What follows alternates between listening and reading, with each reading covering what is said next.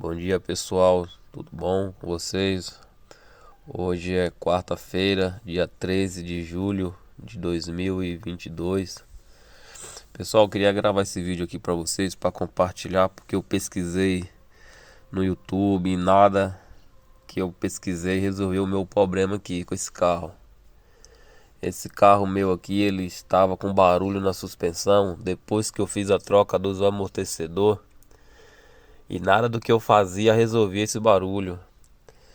Depois, como eu já tinha trocado amortecedor, troquei coxim, batentes, tinha trocado tudo isso aí.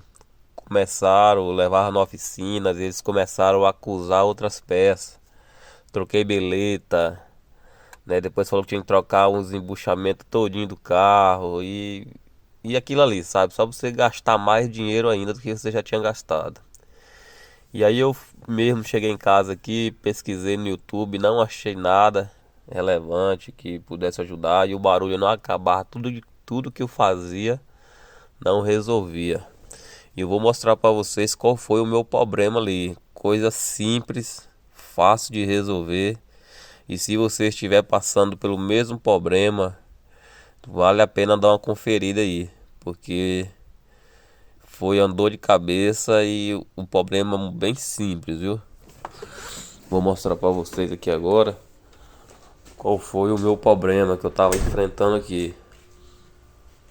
Olha aqui, pessoal, ó. Simplesmente esse parafuso aqui, ó, aqui de dentro do amortecedor folgado. Eu fiz a troca dos amortecedores e o cara não apertou essa porca que fica aqui dentro, ó. Não apertou ela corretamente, estava folgado e com isso dava uma folga ali no coxim e ficava batendo. E você vinha aqui, desmontei isso aqui, essa bichinha tudo de novo.